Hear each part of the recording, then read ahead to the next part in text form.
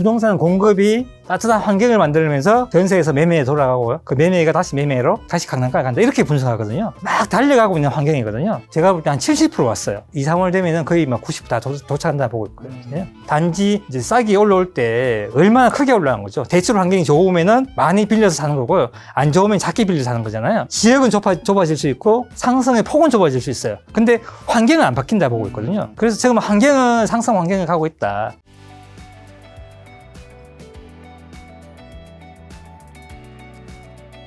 자, 그리고 2+2년을 보장된 임대차 3법이 전세 시장의 변동성을 키운다는 또 지적이 있는데 현 시점에서 법을 개정하거나 폐지하는 것에 대한 견해는 좀 어떻게 보세요? 지금 하면 안 되고요. 왜냐하면 지금이 전세에 부족한 시기거든요. 부족한 시기에 다시 이런 이제 어떤 정책의 변화를 만들게 되면 시장이 혼란이 오거든요. 네. 그 지금은 아니고요. 나중에 이제 임대차 시장이 좀 안정되면은 그때 하는 게 좀 맞다 보고 있습니다. 지금은 하면 시장에서 만약에 뭐 2+2에서 없앤다 그러면은 그 먼저 또 막 수요가 앞으로 달려가거든요. 이거 혜택을 얻기 위해서. 네. 그렇기 때문에 지금은 나중에 낫다. 나중에 시장 안정이 되게 되면 그때 이걸 뭐 폐지하든지 뭐 그러기에 좀 낫다 보고 있습니다. 2023년에 역전세로 고생했던 집주인들이 2년 뒤인 지금 오히려 전세금을 올려가고 있다는데 이런 현상이 시장 전반에 어떤 의미를 좀 줄까? 아까 전에 약간 역전세 고생하셨다고. 네, 맞아요. 근데 지금 이제 올렸다고 하셨나요? 올리고 있다고? 올리려고 하는 게 아니고요. 네. 못 올리죠. 지금 만기가 안 왔기 때문에. 네, 만기 오면 이제. 네. 아니, 그분들이 이제 갱신고 쓰면 또 못 올려요. 아, 그쵸. 네. 예전에는 제가 세입자한테 막 좀 있어달라고 했잖아요. 아, 지금 상황이 바뀐 거죠. 그렇죠. 뭐 이건 왔다 갔다 왔다 갔다 시장의 상황이 또 왔다 갔다 한 거요. 한 곳을 제가 돈을 굉장히 많이 돌려드렸는데 그 돈을 고스란히 다 받게 돼 있어요. 아, 그건 저한테는 유동성이 늘어났거든요. 그렇죠. 근데 저한테 유동성이 늘어났는데 저한테 위기가 있나요? 저 위기가 없어요. 근데 위기가 없는 저한테 마이너스 물건 팔라는 분들이 있어요. 그럼 나는 안 판다 하죠. 그때 시장의 위기가 줄어든 거거든요. 이건 제 개인이지만은 시장 상황은 그렇게 바뀌고 있다고요. 역전세가 없어지고 그 전세가 올라간다는 거는 투자자한테 유동성이 공급된다는 이야기거든요. 그러니까 투자자의 유동성이 공급된다는 거는 개인으로 봐서는 개인의 위기가 낮아지는 거고요. 시장을 봐서는 상승을 한다는 이야기거든요. 그런 환경을 지금 가고 있다고 보시면 됩니다. 그 시장이 좋아지고 있는 거죠. 그럼 이제 지금 대구에 또 계시니까 대구 부동산은 지금 아까 전에 수성구의 범어내거리 쪽을 말씀하신 것 같아요. 거기는 이제 집값이 좀 반등하고 있다는 건데 그 외 쪽은 지금 어떤 상황인가요? 제가 고향이 또 대구라서. 그 외 쪽은 이제 신축은 조금 움직였고요. 구축은 아직도 힘들고요. 지역 따라 차별이 좀 큽니다. 지역을 잘 선택하셔야 돼요. 제 주위에 지금 이제 많은 분들한테 전화를 돌려서 신축으로 좀 갈아타라고 전화를 해요. 지금이 갈아타면은 내년이나 내년 후년에 가격 상승이 좀 있을 거라고 좀 조언을 좀 해드립니다. 대구에서도 외곽에 신축도 있고 안쪽에 이제 구축도 있을 텐데 그럴 경우에는 뭐 신축이면 다 구축보다 좋은 줄 알겠지만 이게 외곽에 있는 신축은 지방의 중심에 있는 구축보다는 안 좋은 걸까요? 아니, 그렇지 않습니다. 근데 아주 외곽 아니면요. 지금 네. 대구 시내 이제 분양 단지들이 대부분 도심이에요. 네. 도심이 많이 지었기 때문에 지역 따라 약간 차이가 있는데요. 가격이 상당히 저평가되어 있습니다. 제가 볼 때는. 그래서 지금 웬만한 걸 선택하셔도 금액 맞춰서 선택하시면 큰 무리는 없을 거예요. 근데 그 지역 내에서도 가장 좋은 이제 수성 외예요. 수성 외에 이제 좋은 지역들은 일정도 반등도 다 했어요. 그런 것들을 미리 좀 했기 때문에 그 외에 지금 반등 못하는 것들이 꽤 있거든요. 그런 것들은 선택하셔도 무난합니다. 지역을 말씀드릴까요? 지역은 중구가 좋고요. 중구가 좋고요. 그리고 이제 동구는 외곽도 있고 이제 중심지가 있는데요. 동구는 중심지가 좋고요. 동구가 이제 803까지 동구거든요. 중심을 돌아야 돼요. 그 동대구역 근처에 있는 신축 많거든요. 네, 그쪽에 있는데 그 주위에 신축이 많습니다. 그리고 좋고요. 중구는 대구역 근처에 신축도 많고요. 그 2호선 근처에 또 우리가 이제 신축이 많아요. 그쪽을 선택하시면은 꽤 괜찮을 거라고 보고 있습니다. 근데 이제 서울뿐만이 아니라 지방에서도 중심에 있는 아파트를 이제 점차 몰리고 있는 거는 일반적인 현상인 건가요? 일반적인 현상입니다. 지방에도 지금 저도 그렇지만은 예전보다 주택수를 많이 가지고 있는 게 굉장히 불편해요. 이번에 이제 역전세를 당해봤잖아요. 그리고 이제 부동산 26년 했는데요. 23년같이 어려운 건 처음이었어요. 역사상. 제가 느낀 체감적으로 가장 어려웠습니다. 그래서 이걸 한번 느껴본 사람들이 아마 많은 분들이 빠르게 월세를 바꾸고 있습니다. 지방 또 지금 대구하고 부산하고요. 월세 매물이 더 많습니다. 지금 가보시면요. 훨씬 더 많아요. 왜 그러냐면 그런 위기를 겪어본 사람들이 아유, 이제 힘들다. 그렇게 느낀 거죠. 그냥 마음 편하게. 네, 마음 편하게 이제 월세는 이제 보증금이 적으니까 이거는 이제 좀 쉽잖아요. 그래서 월세로 돌리는 추세고요. 물건 늘리는 것들이 상당히 부담스러워해요. 자, 그러면 수도권 기준으로 지금 무주택자분들 어떻게 해야 되나요? 뭐 내 집 마련 타이밍이라든가 저평가된 좋은 집 찾는 방법 좀 알려주신다면요. 수도권 지금 강남하고 우리가 이제 그 가격으로 하게 되면 뭐 4분위까지 많이 올랐거든요. 5분위는 고치 넘었고요. 외곽이나 경기도 외곽이나 아직도 반등 못한 지역이 꽤 많거든요. 네. 그런 지역 중에서 자기가 이제 자금력이 되는 선까지 해서 네. 선택하는 것도 나쁘지 않다고 봅니다. 단지 그건 생각하셔야 돼요. 단기적으로 보시지 마시고요. 저는 이제 실수요자분들 늘 한 조건에 한 게 있어요. 5년을 거주한다 생각하시라고. 그러면은 시장이 아무리 내가 잘못된 선택을 하더라도 시장은 그 사이에 시장 바뀐다. 출퇴근이 불가능한 지역을 선택하고요. 거기서 막 출퇴근하고 지쳐가지고 시장이 돌아오기 전에 매도해버리거든요.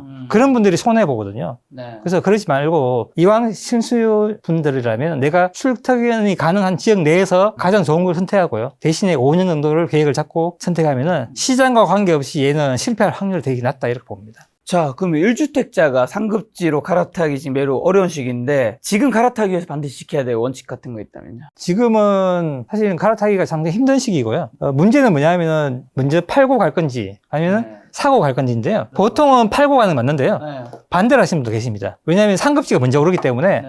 사고 내 거 파시는 분도 있거든요. 그래서 내게 안 팔린 경우가 있다면서요? 그런 분들이 내 거 사고 내 거 팔아야 되는데 안 팔리니까 얘를 계약금 날리는 경우죠.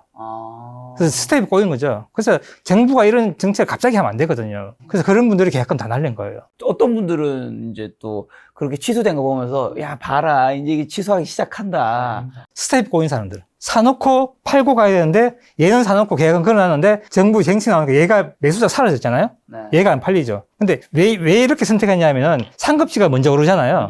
그러니까 얘를 사놓고 얘는 끝까지 버티다가 팔면 조금 더 받으니까 그런 선택을 한 거죠. 그러다가 스텝이 꼬인 거죠. 예상치 못한 정부의 정책에 의해서 네. 어떻게 보면 피해자이신 거죠. 어떻게 보면 피해자죠. 왜냐하면 그 정책이 나오고 6.27 대책 나오고 6월 28일부터 바로 시행됐기 바로 때문에 국가 전체적으로는 필요한 정책이었겠지만 당연히 근데 그 개인은 몇 억을 몇천 몇 억을 손해볼 수 있는 거죠. 맞습니다. 정책이 나오기 전에 원래는 계속 기간이 있어야 되거든요. 언제 하겠다 뭐 이렇게 미리 이제 공지도 하고 이래야 되는데 이번 갑자기 나왔기 때문에 그래서 취소가 좀 많이 났거든요. 근데 취소도요 우리가 계약할 때 가계약금이 있고 계약금이 있어요. 네. 가계약금은 얼마 안 됩니다. 얼마 안 되죠. 네, 몇백밖에 안 되고요. 네. 계약금이 10%잖아요. 그러니까 그걸 날리는 그렇죠. 거예요. 그게 컸거든요. 지금 뭐 어떤 걸 날리는지 모르겠지만은 하여튼 그런 분도 꽤 있었고요. 그게 이제 정리되게 되면은 아마 그런 물건이 지금 없을 겁니다. 그래서 지금은 이제 물건을 미리 사고 예를 하기는 힘들어요. 내 걸 팔고 가야 되고요. 왜냐하면 여기 간 다음에 반드시 전입신고를 6개월 안에 해야 되거든요. 그래서 얘를 안 팔면 안 돼요. 그렇기 때문에 지금은 조금 더 신중하게 생각하셔야 된다. 그렇게 봅니다. 자, 그러면 자금이 부족하다면 동네 수준을 좀 낮추더라도 이 수도권 안에서입니다. 대단지 아파트 또 뭐 말씀하신 분들 항상 입지도 중요하지만 1000세대 이상의 대단지 아파트 사야 된다 이런 얘기도 많이 하니까요. 동네 수준을 좀 낮추더라도 대단지 아파트를 사는 게 낫나요? 아니면 좋은 동네 소규모 아파트 아니면 좀 더 심하게 좋은 동네지만 나홀로 아파트 구분하기 힘든데요. 그게 이제 네. 뭐냐면은 무조건 좋은 지역에 가야 되고요. 그건 뭐 제일 중요한 거니까. 반대로 하시는 분들 많거든요. 신축으로 이동하면서 지역을 바꿔서 신축으로 간다고 빼가시는 분도 있어요. 그분은 선택을 잘못하신 거예요. 무조건 상급지로 가야 되고요. 구축이라도. 근데 이런 거 있습니다. 상급지인데 만약에 나홀로 아파트 이런 거 있잖아요. 애매하죠. 근데 나홀로 아파트도 주위에 단지 속에 묶여있는 나홀로는 괜찮아요. 빌라촌에서 나홀로 아파트 안 되거든요.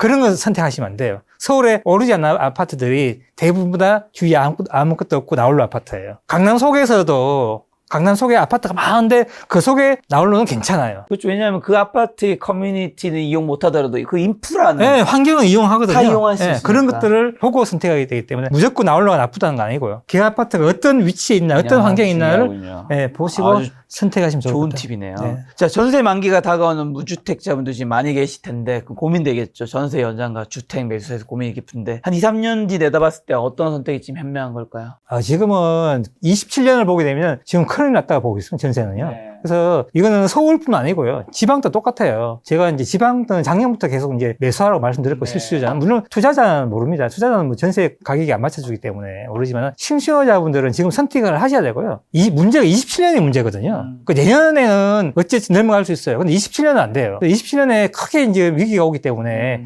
그분들이 이제 선택의 폭이 엄청 좁아집니다. 그 올해 선택하게 되면은 조금이라도 낮은 가격에 살 수 있는데요. 27년 되면 올해보다는 더 높은 가격에 살 확률이 굉장히 큽니다. 그래서 올해는 선택하시는 게 맞다. 올해 혹시나 요런 장이 조금 몇 달 가면서 조금 급한 급매가 나오는 것들을 만약에 잡을 수 있다면 괜찮습니다. 전 그거 하라고 말씀드리고 싶어요. 그런 물건이 있다면. 근데 지금 나가보세요. 건매 있는가요? 없어요. 그럼 내 아파트부터 한번 보세요. 근데 저도 제 아파트에 보거든요. 건매가 있는가? 하나도 안 나와요. 어제 아래 이제 제가 뭐 부동 소장님 만났지만은 8, 9월에 잠깐 건매에 나올 수 있으니까 그거 한번 생각해보라 얘기하더라고요. 이 영상 보신 시청자분들이랑 내가 사고 싶고 살 수 있는 여력이 있는 아파트를 딱 잡아놓고 거기 이제 그러면 대충 가격을 아니까 금매를 알려면 사실 표준 가격을 알아야 될 거잖아요. 그거 나오면 좀 잡는 것도 부동산 소장님한테 말씀해 놓으면 돼요. 내가 이제 이 금액에 살 테니까 물건 나오면은 내한테 가장 먼저 연락해달라 하면은 사겠다 의사를 분명히 밝히면요. 가장 먼저 연락 옵니다. 그렇죠. 예를 들면 수수료 잘 챙겨드릴게요. 살지 안 살지 애매한 포지션 하게 되면요. 연락 안 해요. 연락 안 하죠. 네, 안 하죠. 그런 말 한 사람이 몇 명이겠어요. 네, 그래서 내가 사겠다 의지를 강하게 표현하게 되면요. 가장 좋은 물건을 내한테 연락 주게 되어 있습니다. 자, 요즘 전세 물건이 점차 사라지는 시대인데 전세를 끼고 집을 사는 갭 투자는 여전히 유효한 전략인지 그리고 역전세 위험 없이 혹시 안전하게 투자하기 위한 조건은 뭐가 있을까요? 지금 전세에서 월세로 바뀌고 있고요. 또 한 개 트렌드가 뭐냐면 이제 코인 이야기인데요. 생뚱맞게 코인 얘기가 아니고요. 우리가 스테이블 코인 나오잖아요. 그게 이제 스테이블 코인이 우리가 실물 자산을 토큰화 시키잖아요. 토큰화 시키게 되면은 지방 투자에서는 엄청나게 불리하게 돼 있어요, 지금요. 왜 그러냐면은 예전에는 서울 분들이 막 이제 2천, 3천만 원 들고 지방 갭 투자를 했잖아요. 그 실물 자산 토큰하게 되면요. 그분들 2천만, 3천만 들고 어디 가겠냐면은 미국으로 다 갑니다. 미국 시장으로 투자를 다, 이제 인터넷으로 스마트폰이나 컴퓨터로 다 투자하게 되거든요. 지방의 어떤 갭 투자가 완전히 다 바뀔 거라고 보고 있어요. 그것도 구축은요. 지방의 갭 투자는 엄청 조심해야 돼요, 지금요. 서울은 괜찮아요. 수요가 많기 때문에. 특히 지방의 저가 아파트 갭 투자는 정말 조심해야 돼요. 그래서 이게 시장의 어떤 트렌드가 바뀌고 있거든요. 그렇기 때문에 지금은 우리가 예전처럼 그렇게 생각하고 무조건 갭이 적다고 투자하다가 큰일 납니다, 지금. 사실 많은 다주택자들이 생긴 것과 이 갭 투자는 아주 밀접한 관련이 있을 텐데 앞으로 그러면 이런 갭 투자를 하는 다주택자들이 많아질 수는 없는 구조겠네요. 없죠. 그게 왜 그러냐면 우리가 월세로 바뀌잖아요. 월세로 바뀌면 투자가 그냥 자연적으로 줄게 되어 있습니다. 그렇죠. 왜 그러냐면은 전세 투자는 시세 차익이잖아요. 이분들은 외부의 환경이 조금 세금이라든지 이런 데 두네요. 왜냐하면 매매 시세가 만약에 내가 세금 종부세가 원래 100만 내다가 200 올랐잖아요. 그러니까 매매 시세가 1000만 올라지면 얘 종부 아무것도 아니거든요. 그렇죠. 세금에 굉장히 좀 두네요. 근데 월세는 세금에 굉장히 민감하거든요. 월세를 내가 1년에 월 100에 1200 받는데 세금이 100만 올라봤어요. 한 달치 월세 날라가는 거잖아요. 세금은 굉장히 민감하고 움직이기 때문에 월세 투자자는 없어요. 그래서 외국 같은 경우에는 투자를 하기 위해서 세금 혜택을 줘요. 왜냐하면 투자 안 하기 때문에. 그래서 월세 시장이 되게 되면 전세 투자, 개입 투자가 거의 사라지고요. 분양도 선분양에서 후분양을 바뀌고요. 공급 물량도 굉장히 많이 줄게 되어 있습니다. 우리가 상가 시장 아시잖아요. 그 월세잖아요. 그 월세가 얼마나 나올지 모르니까 사람들이 거기 상가 안 들어가잖아요. 공실하고 공실 나오잖아요. 하고. 또 아파트도 비싼 형태가 되는 거예요. 그 월세 시장 바뀌면은. 요즘에 다주택자분들은 하실 게 없겠어요. 뭐 더 살 수도 없고. 지금은 할 수 있는 게 없죠. 그러니까 거래가 지금 70%, 80%까지 안 나온 거예요. 그 시장으로 지금 끌고 가는, 실수요자 시장으로 끌고 가는 거예요. 자, 혹시나 지금까지 말씀해 주신 게 틀릴 수도 있지 않습니까? 네. 향후 부동산 시장 하락 위험 신호는 처음에 말씀해 주신 그 세 개의 큰 위기, 가인 공급, 금융위기, 금리 인상 요 세 가지가 오는 거 외에 혹시나 부동산 시장의 하락 위험 신호 뭐가 있을 수 있을까요? 최근에 관세 전쟁 있잖아요. 네. 관세 지금 올라가게 되면은 한국과 미국의 네. 협상이 제대로 안 되면 안 되면은 이제 경제 성장률 많이 떨어진다 하더라고요. 그렇죠. 지금 또 이제 0.8% IMF에서 어제 얼마더라?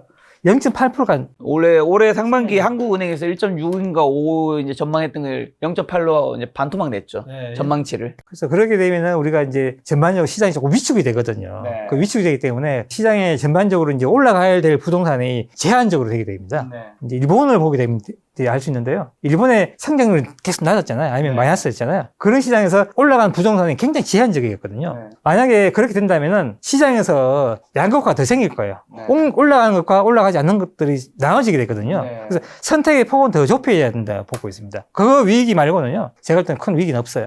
근데 뭐 저는 어느 쪽이든 하락이든 상승이든 확실하게 얘기하는 부분이 좋긴 해서. 자, 그럼 지금 부동산 시장과 관련해서 어쨌든 뭐 고객분들이나 시청자분들 이런 분들 개인분들이 좀 속지 말아야 되는 거, 뭔가 오해하고 있거나 착각하고 있는 신호들 좀 어떤 것들이 있을까요, 혹시나? 시장을 분석할 때 많은 분들이 사람을 분석하려고 하거든요. 그 사람이 매도할 거야, 매수할 거야, 규제했으니까 수요가 멈출 거야. 네. 뭐 사람을 분석하잖아요. 네. 저는 시장을 분석하거든요. 시장 환경을 분석하거든요. 씨를 뿌려놓고 그 겨울에 봄이 오는 걸 분석하는 거고요. 저는 시장 봄이 오는 따뜻한 날씨를 분석하는 거고, 사람을 분석하는 사람들은 이 씨가 언제 나올 건가를 분석하는 거거든요. 어떤 게 맞는 것 같아요? 환경을 분석해야 되거든요. 네. 환경에 의해서 얘가 씨가 나오는 거거든요. 따뜻한 환경에서 부동산 공급이 따뜻한 환경을 만들면서 전세에서 매매에 돌아가고, 그 매매가 다시 매매로, 그 매매가 다시 강남까지 간다, 이렇게 분석하거든요. 지금 환경이 왔나 안 왔나를 보기 때문에 지금은 막 달려가고 있는 환경이거든요. 그게 제가 볼 때 한 70% 왔어요. 그 올 가을 되면 80%, 90% 가거든요. 내년 2, 3월 되면은 거의 막 90% 다 도착한다 보고 있거든요. 단지 이제 싸게 올라올 때 얼마나 크게 올라간 거죠. 대출 환경이 좋으면은 많이 빌려서 사는 거고요. 안 좋으면 작게 빌려서 사는 거잖아요. 네. 그렇기 때문에 지역은 좁아질 수 있고 상승의 폭은 좁아질 수 있어요. 근데 환경은 안 바뀐다 보고 있거든요. 그래서 지금 환경은 상승 환경을 가고 있다. 대신에 정부의 정책이나 우리가 대출 환경이 시장의 어떤 활성화는 약하기 때문에 지역의 어떤 범위는 그렇게 넓지 않을 거라 보고 있지만은 상승 환경은 맞다, 이렇게 분석하고 있습니다. 네, 지금 긴 시간 이제 소장님과 함께 했는데요. 마지막으로 그냥 요약하는 질문으로 올해 하반기 한국 부동산 시장이 찾아올 주요 변화나 투자 기회만 마지막 한번 찝어주시면서 저희 시청자분들 개인적으로 하시고 싶은 말씀이 있다면. 지금은 정부의 정책에 의해서 조금 소강 상태잖아요. 정부의 정책이 나오게 되면은 이제 거의 일단은 관망하는 게 맞고요. 최근에 나왔는 그 시장 움직이는 트리거가 뭐냐 이렇게 한다면요. 과거에는 우리가 이제 지방 같은 경우나 서울 같은 경우는 투자자가 그런 역할을 많이 했거든요. 근데 공급 환경이 됐을 때 투자자가 내려가서 개투자해서 가격이 자꾸 움직이면은 뒤따라 이제 신투자자가 움직였거든요. 근데 지금은 투자자가 다 빠졌거든요. 빠지고 서울은 이제 지방에서 올라가고 서울에서 자체에서 돈 있는 분들 움직였죠. 이제 금융구조했기 때문에 그분들 빠졌고요. 지금은 어떻게 되냐면은 실수요자분들이 매수로 참여해야 되는데 그 트리거가 딱 한 개 남았거든요. 그게 뭐냐면 금리예요. 금리가 움직이면은 실수요자분들이 약간의 어떤 안도감을 해야 된다고 할까요? 그런 것 때문에 매수 시장을 움직이게 돼 있습니다. 그래서 이번에 금리가 움직일 때 시장 움직이는 걸 한번 유심히 한번 보는 것도 좋은 관찰 포인트가 될 거라고 저는 그렇게 보고 있습니다. 알겠습니다. 그렇다면 금리가 중요한 거니까 다음번에 한국은행에서 기준금리를 만약에 인하하게 된다면 소장님 모시고 또 한번 부동산 시장 어떻게 흘러가는지 한번 여쭤보는 시간 가지도록 하겠습니다. 가시기 전에 유튜브 하시잖아요. 네. 한번 홍보하고 가신다면요. 그래도 멀리 오셨는데. 시작한 지 얼마 안 됐고요. 구독자 얼마 안 됩니다. 근데 제가 이제 좋아서 하고요. 저는 이제 데이터 분석하는 거 좋아하기 때문에 데이터 분석해서 시장 원리를 이제 알려드리고 시장 제 나름대로 전망을 펴고요. 그리고 제가 만든 어떤 시장 공식 같은 것도 이제 말씀드리고 보시면은 도움은 좀 되실 거예요. 채널명에 얘기해 주셔야죠. 부동산 프로파일러 채널입니다. 네. 부끄러워하시는 거 같네. 많은 분들 그 채널 보시면 부동산 투자 관련된 정보를 좀 얻을 수 있지 않을까 싶습니다. 오늘 만난 여사님은 김준영 소장님이었습니다. 지금까지 소중한 시간 함께 해주셔서 정말 감사합니다. 오늘도 김 작가였습니다. 고생 많으셨습니다.